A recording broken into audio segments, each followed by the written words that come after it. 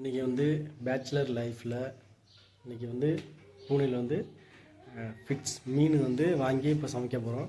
வாங்க பார்க்கலாம்.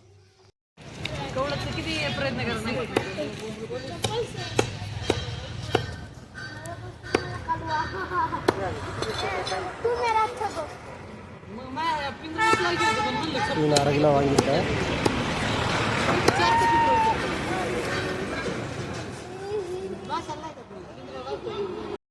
பையன் கிளம்பும்.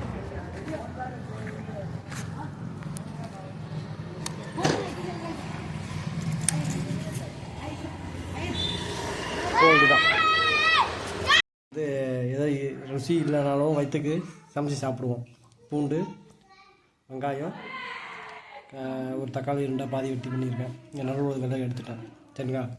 பச்சை மிளகாயில் அதனால் இருக்கிறத வச்சு எப்படி சமைச்சு ருசியாக சாப்பிட்றோம் பார்ப்போம். வாங்க இது முடிஞ்சிட்டு இப்போ புளியை ஊற வச்சுருக்கோமா அதை கரைப்போம். மீன் என்ன செய்கிறோம், ஒரு வாக்கியம் அலசி வைப்போம்.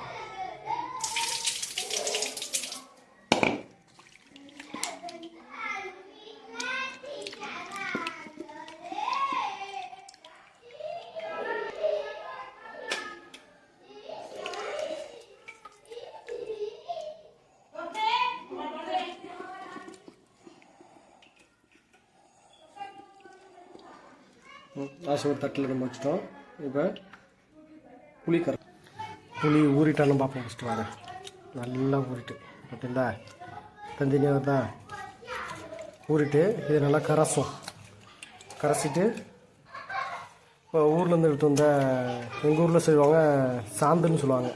அது இந்த மல்லி, தனியா, மஞ்சள், வரமிளகா எல்லாம் அரைச்சி மில்லில் கொடுத்து அதை இது பண்ணுவோம்.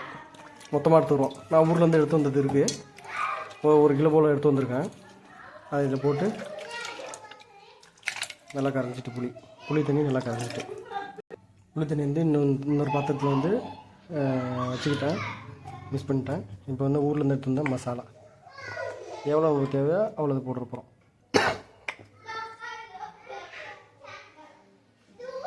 காரம் வேணால் காரம் கொடுக்கலாம். எல்லாம் மிஸ்ஸிங். இது எங்கள் ஊரில் சாந்துன்னு சொல்லுவோம். இதை இந்த தனியாக போட்டு நான் சொன்ன மாதிரி என்னென்னா மல்லி கில்லி இந்த வரமிளகா எல்லாமே மிஸ்ஸிங்கு. அப்புறம் இந்த தக்காளி 2 கரைச்சிப்போம். தேவையான உப்பு போட்டுங்க. கல் உப்பு நம்ம ஆல்ரெடி மீனில் போட்டு கலக்கியிருப்போம். அதில் மீனில் உப்பு இருக்கும். சரி, நம்ம மேற்கொண்டு எவ்வளோ வேணுமோ அதை பார்த்துக்க வேண்டியதான். கரைச்சிங்க, டேஸ்ட் பண்ணிங்க.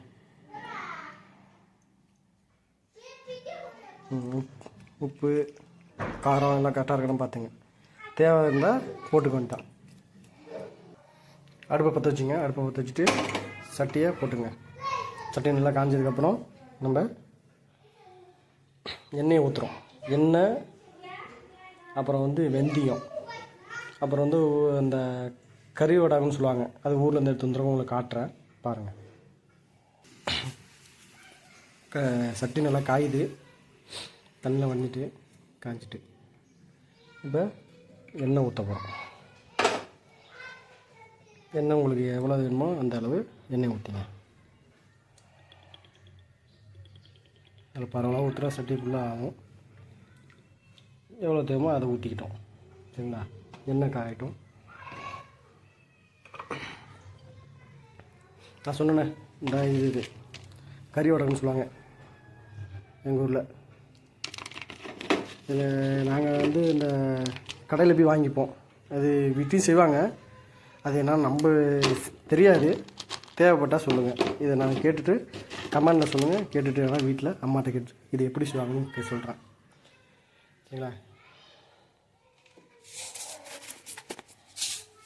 வெந்தயம்,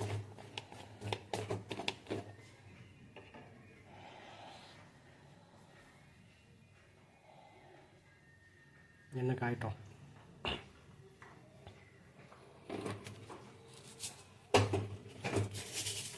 வெந்தயம் எவ்வளோ வேணுமோ சும்மா ஒரு 2-3 போடுங்க.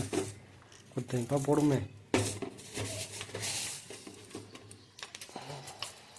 நல்லா புரியுது பாருங்கள்.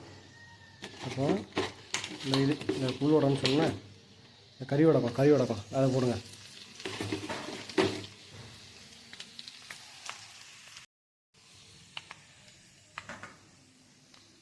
வெந்தயத்தை கடவுறாங்க. அப்புறம் வந்து வெங்காயம் கட் பண்ணி வச்சுருக்கோம், வெங்காயத்தை போடுங்க.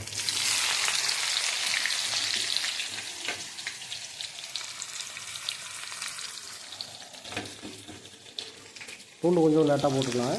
வெங்காயத்தை போட்டுங்க.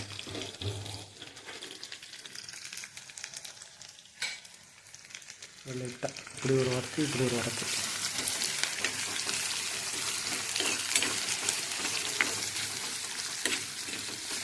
பேச்சுலர் லைஃப்னால் அப்படி தாங்க இருக்கும். எவ்வளோ சீக்கிரம் வெளில ஹோட்டலில் சாப்பிட்டா நம்மளுக்கு வந்து ஒத்துக்காது சில பேருக்கு. அதனால் ஓனாக குக் பண்ணி சாப்பிடுவாங்க. அடுப்பு சிம்மில் வச்சுக்கிட்டிங்களா? லைட்டாக ஃபுல்லாக வைங்க. லைட்டாக உப்பு போட்டுங்க. சரிங்களா? சீக்கிரம் வதங்கும்.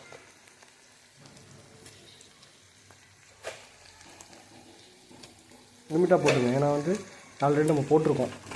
மீன்லேயும் போட்டு நம்ம அந்த கவுச்சி எடுக்கிறதா மீன்லேயும் போட்டிருக்கோம். அந்த மீனில் ஏறி இருக்கும். அப்புறம் நம்ம இந்த புளி தண்ணி கரைச்சி வச்சுருக்கோமே, அதையும் போட்டு வச்சுருக்கோம். இல்லை வதங்கட்டும்.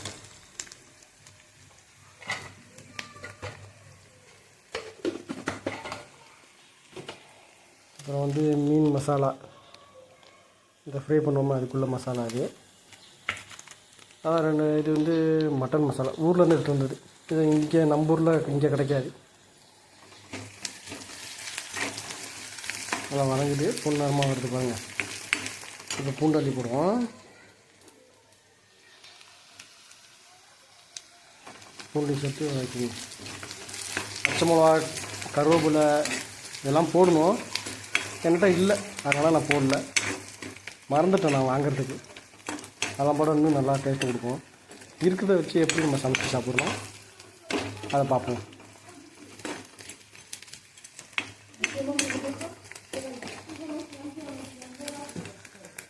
இப்போ பொன்னிறமாக வருது.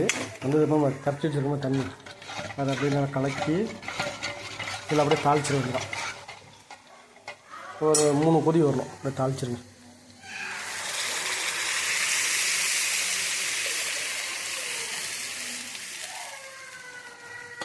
எண்ணெய் நல்லா பிரிஞ்சு வரணும். உப்பு மசாலா எல்லாம் கரெக்டாக இருக்கான்னு பார்த்துங்க. சரிங்களா?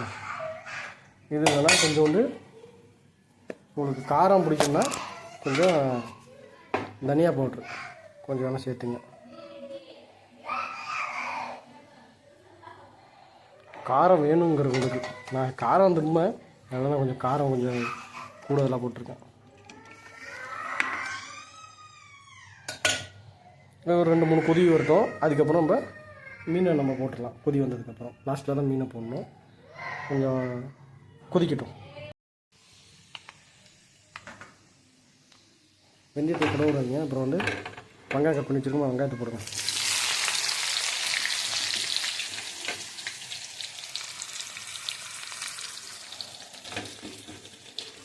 பூண்டு கொஞ்சம் லேட்டாக போட்டுக்கலாம். வெங்காயத்தை போட்டுங்க.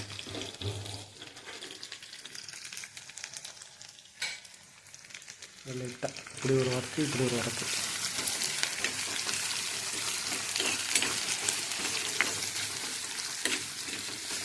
பேச்சுலர் லைஃப்னால் அப்படி தாங்க இருக்கும். எவ்வளோ சீக்கிரம் வெளில ஹோட்டலில் சாப்பிட்டா நம்மளுக்கு வந்து ஒத்துக்காது சில பேருக்கு. அதனால் ஓனாக குக் பண்ணி சாப்பிடுவாங்க.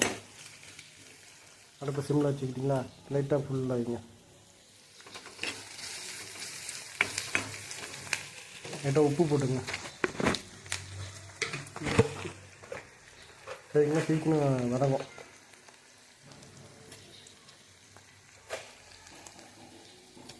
லிமிட்டாக போட்டுங்க. ஏன்னா வந்து ஆல்ரெடி நம்ம போட்டிருக்கோம். மீன்லேயும் போட்டு நம்ம அந்த கவுச்சி எடுக்கிறதா மீன்லேயும் போட்டிருக்கோம். அந்த மீனில் ஏறி இருக்கும். அப்புறம் நம்ம இந்த புளி தண்ணி கரைச்சி வச்சுருக்கோமே, அதுலேயும் போட்டு வச்சுருக்கோம். இல்லை வதங்கட்டும்.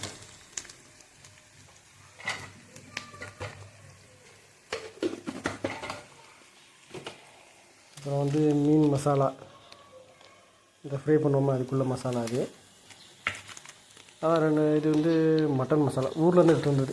இது இங்கே நம்ம ஊரில் இங்கே கிடைக்காது.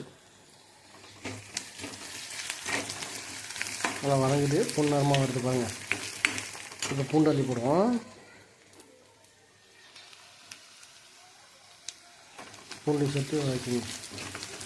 பச்சை மிளகா, கருவேப்பிலை இதெல்லாம் போடணும். என்கிட்ட இல்லை, அதனால் நான் போடல. மறந்துட்டேன் நான் வாங்கிறதுக்கு. அதெல்லாம் போட இன்னும் நல்லா டேஸ்ட்டு கொடுக்கும். இருக்கிறத வச்சு எப்படி நம்ம சமைச்சு சாப்பிட்றோம் அதை பார்ப்போம்.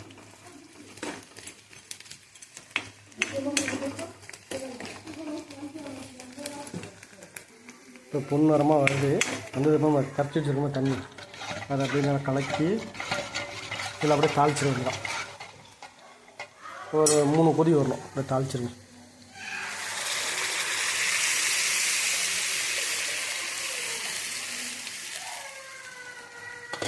எண்ணெய் நல்லா பிரிஞ்சு வரணும்.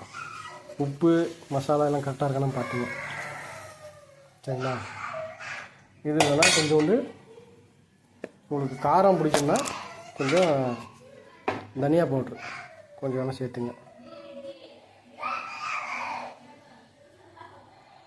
காரம் வேணுங்கிறவங்களுக்கு, நான் காரம் திரும்ப அதனால் கொஞ்சம் காரம் கொஞ்சம் கூடுதலாக போட்டிருக்கேன். ஒரு 2-3 கொதி வரட்டும். அதுக்கப்புறம் நம்ம மீனை நம்ம போட்டுடலாம். கொதி வந்ததுக்கப்புறம் லாஸ்ட்டில் தான் மீனை போடணும். கொஞ்சம் கொதிக்கட்டும், கொதிக்கட்டும்.